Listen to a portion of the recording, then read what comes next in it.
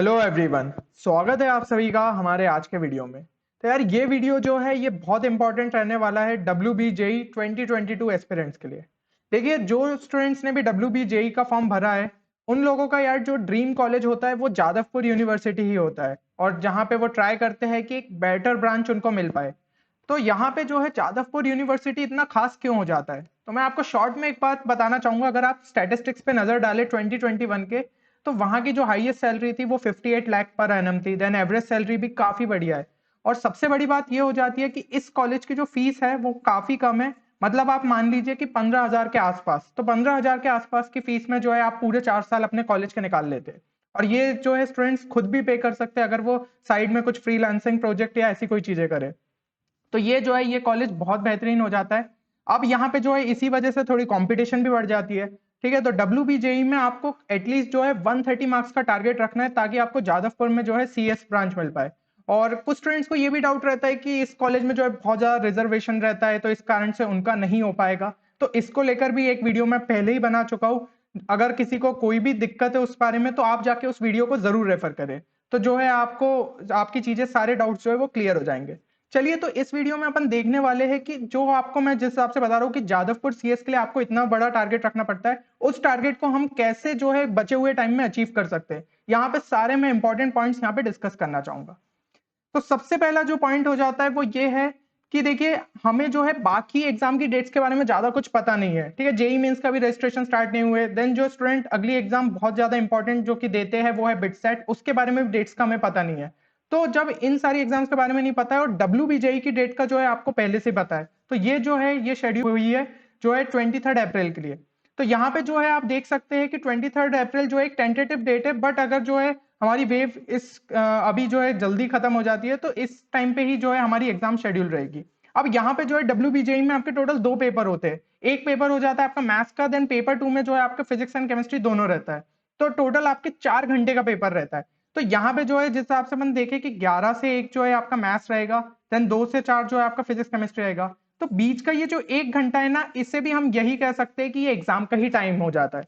क्योंकि जो है अगर स्टूडेंट यहाँ पे जो है जैसे कि मतलब अपने आप को काफी एक बार रिलैक्स कर ले, जैसे जो 11 से 1 में स्टूडेंट एक फ्लो में आ जाता है जब पेपर सॉल्व करता रहता है, और उसके बाद अगर वो इस फ्लो में चले जाए कि चलो यार अब तो पेपर खत्म हो गया, अब ठीक है थोड़ा सा रेस्ट कर लेता हूँ, तो इस स्टेट में यार आप कहीं ना कहीं अपनी एनर्जी को थोड़ा कम कर देते हैं। तो आपको उस टाइम पे भी काफी ज्यादा एक्टिव रहना है, ये नहीं कि मतलब आपको नींद आना चालू हो गई या ऐसी कोई चीज। तो इस बात का ध्यान रखिएगा। तो टोटल पेपर आप यही मान के चलिए कि आपका 5 घंटे का है। तो जो भी आप मॉक टेस्ट प्रैक्टिस कर रहे हैं वो ट्राई करिएगा कि इसी टाइम पे प्रैक्टिस करें। ये एक बहुत इंपॉर्टेंट चीज हो जाती है जो कि आपको इन बचे हुए टाइम में ध्यान रखना है। तो जब भी मॉक टेस्ट प्रैक्टिस करें उसको जो है इस शेड्यूल में रखिए कि 11 से 1 में जो है आपको मैथ्स लगाना है, देन 2 से 4 में जो है फिजिक्स केमिस्ट्री लगाना है। अब अगर हम पेपर के पैटर्न को समझे, तो पेपर का पैटर्न क्या बोलता है? पेपर का पैटर्न ये बोलता है कि इसके अंदर टोटल 3 कैटेगरी होती है। कैटेगरी 1 के जो क्वेश्चंस रहते हैं उनका वेटेज रहता है 1 मार्क, और उसमें नेगेटिव मार्किंग रहती है -1/4, यानी कि कोई अगर आपने गलत ऑप्शन टिक कर दिया तो आपका -1/4 होगा। और टोटल नंबर ऑफ क्वेश्चंस आप देख ही सकते हैं, मैथ्स में जो है 50 रहते हैं, फिजिक्स में 30 रहते हैं, केमिस्ट्री में 30 रहते हैं। देन कैटेगरी 2 के क्वेश्चंस क्या हो जाते हैं? तो इन क्वेश्चंस के अंदर आपके टोटल जो है 2 मार्क्स का वेटेज कैरी करते हैं, और नेगेटिव मार्क्स कितने रहते हैं? -1/2। तो फर्स्ट और कैटेगरी दोनों में ही जो है आपका सिंगल चॉइस करेक्ट क्वेश्चन रहते हैं। ठीक है, तो इसमें जो है कोई एक ही ऑप्शन आपका सही रहेगा। तो इस तरीके से जैसे पूछे जाते हैं। अब यही बस हो जाता है कि कैटेगरी 1 के क्वेश्चंस का लेवल थोड़ा कम रहेगा, कैटेगरी 2 के जो है क्वेश्चंस का लेवल थोड़ा बढ़ जाता है। तो यहाँ पे जो आप देख सकते हैं कि मैथ्स के जो आपके टोटल 15 क्वेश्चन रहते हैं, फिजिक्स के 5 रहते हैं, केमिस्ट्री के 5 रहते हैं। देन कैटेगरी 3 क्या हो जाता है? तो कैटेगरी 3 में जो है आपके हर क्वेश्चन का वेटेज रहता है 2 मार्क्स, और यहाँ पे आपको कोई भी नेगेटिव मार्किंग नहीं रहती है। तो इसमें जो है इसमें खास चीज ये है कि यहाँ पे आपके 1 या मोर देन 1 करेक्ट क्वेश्चन आते हैं। ठीक है, तो यहाँ पे जो है एक से ज्यादा ऑप्शन पॉसिबल है। तो ये चीज रहती है, और साथ ही साथ इसमें कोई नेगेटिव मार्किंग नहीं रहती है। तो इस चीज को हम यहाँ पे ध्यान रख सकते हैं। और जो है कि हम यहाँ पे देख सकते हैं कि कैटेगरी 3 में आपके मैथ्स के 10 क्वेश्चन रहते हैं, फिजिक्स के 5 क्वेश्चन रहते हैं, और केमिस्ट्री के जो है 5 क्वेश्चन रहते हैं। तो इन सबका जब हम टोटल करते हैं तो ये आ जाता है हमारा 200 मार्क्स का। अब इन 200 मार्क्स में से हमारा जो टारगेट सेट होना चाहिए वो होना चाहिए 130 प्लस। तो जिन लोगों को भी यार जादवपुर CS के लिए वो टारगेट कर रहे हैं उनको 130 के ऊपर तो लाना ही होगा। कंपटीशन हर साल बढ़ता ही जा रहा है, तो आपको कम से कम इतना टारगेट तो रखना है। बाकी दूसरी ब्रांचेस के लिए भी यार आपका जो है 85-90 के आसपास से स्टार्ट हो जाता है, आपको जादवपुर यूनिवर्सिटी में जो है एडमिशन मिल सकता है। तो ये जो है हमें एक टारगेट रखना है। अब मैं एक बात यहाँ पे आपको बताना चाहूंगा कि जो आपकी कैटेगरी 3 है, यहाँ पे जो अपन ने देखा कि जो कैटेगरी 3 का है, जहाँ पे आपका हर क्वेश्चन का वेटेज 2 मार्क्स है और यहाँ पे नेगेटिव मार्किंग नहीं है, ये आपके लिए एक तरीके से गेम चेंजर हो जाता है। गेम चेंजर क्यों? क्योंकि इस वाले कैटेगरी में आपकी कोई भी नेगेटिव मार्क्स नहीं है। तो नेगेटिव मार्क्स नहीं है यानी कि आपको जीरो रिस्क है और आपके रिवॉर्ड्स काफी ज्यादा है। ठीक है, दूसरी चीज ये हो गई कि यहाँ पे जो है पार्शियल मार्किंग भी रहती है। तो क्या पार्शियल मार्किंग का मतलब क्या हो गया? जैसे मान लीजिए आंसर जो है आपका वो रहेगा एबीसी, यानी कि ओरिजिनल आंसर की में जो है आपका आंसर एबीसी दिया है और किसी स्टूडेंट ने जो है अपने रिस्पॉन्स में एबी को ही टिक किया, तो ऐसा नहीं है कि ये उसका आंसर जो है गलत हो गया, उल्टा उसको जो है मार्क्स दिए जाएंगे क्योंकि उसने 2 ऑप्शन तो कम से कम सही टिक किए। तो यहाँ पे उसको मार्क्स क्या दिए जाते हैं? 2 इंटू जितने भी ऑप्शन उसने मार्क किए 2 divided by total number of correct options, तो ये हो गया 2 इंटू 2/3। इसी तरीके से आप जैसे भी जो है मार्क्स को अपने कैलकुलेट कर सकते हैं। एक बात का बस यहाँ पे ध्यान रखना है कि अगर आंसर की में एबीसी दिया है और स्टूडेंट ने जो है एबीडी मार्क किया है, तो एक भी अगर आपने गलत ऑप्शन मार्क कर दिया तो आपके सारे ही ऑप्शंस जो है वो गलत हो जाएंगे। तो उस केस में जो है आपको मतलब 0 मार्क्स दिए जाएंगे, क्योंकि सबसे बड़ी बात यहाँ पे यही है कि नो नेगेटिव मार्किंग है। तो ये जो है कैटेगरी 3 में हमें ट्राई करना है कि मैक्सिमम मार्क्स ला पाए, क्योंकि यहाँ पे देखिए जीरो रिस्क है, हाई रिवॉर्ड है। साथ ही साथ जो है ये क्वेश्चंस में ऐसा रहता है स्टूडेंट्स को डिफिकल्टी होती ही है, क्योंकि देखिए आप जो है जब आपको सिंगल चॉइस करेक्ट रहता है तो उसमें ज्यादा टाइम नहीं लगता है, बट ये वाले क्वेश्चंस जिन लोगों ने भी जल्दी कर लिए उनको अपने आप जो है कॉम्पिटिशन में एज मिल जाएगा। तो कैटेगरी 3 में हमें ज्यादा से ज्यादा जो है एफर्ट डालने हैं। अब अगर हम ओवरऑल पेपर के लेवल की बात करें तो ओवरऑल पेपर का लेवल जो रहता है वो मॉडरेट लेवल का रहता है। तो इसके लिए आपको किन सोर्सेज को प्रेफर करना चाहिए? तो देखिए पीवाईक्यूज यानी कि प्रीवियस ईयर क्वेश्चंस हमें डब्ल्यूबीजेई के लगाने हैं, देन जेई मेंस के, ये आप मान लीजिए कि मस्ट है, क्योंकि कई बार ये देखा गया है कि डब्ल्यूबीजेई में जो है आपके प्रीवियस ईयर क्वेश्चन जो है एग्जैक्ट तो नहीं आते, बट जो है कॉन्सेप्ट कई बार सिमिलर से आ जाते हैं, साथ ही साथ जेई मेंस का वो कहीं ना कहीं कॉन्सेप्ट उठा लेते हैं। तो ये क्वेश्चंस जो है आपके लिए बहुत ज्यादा इंपॉर्टेंट हो जाते हैं। साथ ही साथ आपको पैटर्न में भी जो है फेमिलैरिटी आएगी, क्योंकि अगर आप जो है इस टाइप के क्वेश्चंस को लगाएंगे तो ये देखिएगा। और साथ ही साथ जो है क्वेश्चंस मोस्टली जो है आस्क्ड ऑफ एनसीईआरटी सिलेबस। ठीक है, तो अगर आप ब्रोशर को रेफर करें डब्ल्यूबीजेई के, तो उसमें आपको दिखेगा कि जो आपका पूरा सिलेबस है वो एनसीईआरटी की बुक्स पे ही बेस्ड है। तो एनसीईआरटी की बुक्स अगर आप अच्छे से करते हैं तो ये आपके लिए मतलब जो है एक एडिशनल बेनिफिट हो जाता है। अब अगर हम जो है इंडिविजुअल सब्जेक्ट्स की बात करें तो मैथ्स जो है वो आपका थोड़ा मॉडरेट लेवल का आता है बट लेंदी आता है। ये चीज देखने को मिली है कि डब्ल्यूबीजेई में बाकी 2 सब्जेक्ट्स यानी कि फिजिक्स और केमिस्ट्री के मुकाबले जो है मैथ्स थोड़ा सा टफ साइड पे पड़ जाता है।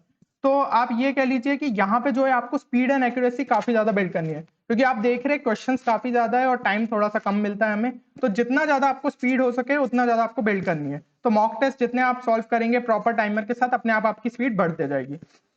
साथ ही साथ जो है जिन टॉपिक्स का सबसे ज्यादा वेटेज है वो मैं आपको बताना चाहूंगा। तो अलजेब्रा का वेटेज जो है अच्छा खासा होता है, देन कोऑर्डिनेट ज्योमेट्री का अच्छा खासा वेटेज होता है, कैलकुलस का बहुत ज्यादा वेटेज होता है।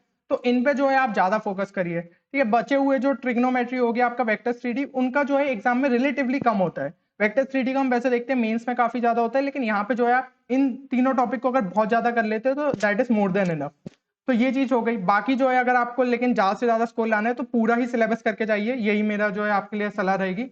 तो ये चीज हो गई हमारी मैथ्स की। देन फिजिक्स में अगर हम देखें तो फिजिक्स का जो है आपका मॉडरेट लेवल का आता है पेपर, और टॉपिक्स जिनका ज्यादा वेटेज रहता है तो वो 12th वाले हो जाते हैं। तो 12th के जो आपके शुरू के चैप्टर्स हो गए ना, electrostatics, then current electricity, magnetic effect of current, इनका अलग ही वेटेज रहता है। मतलब आप मान लीजिए कि जो है इसका 1/3 के आसपास हो गया, 35 से लेकर 37% इसके आसपास जो है हमें इतने टॉपिक्स का वेटेज दिखता है। तो ये सारे टॉपिक्स आप बहुत अच्छे से करके जाइए।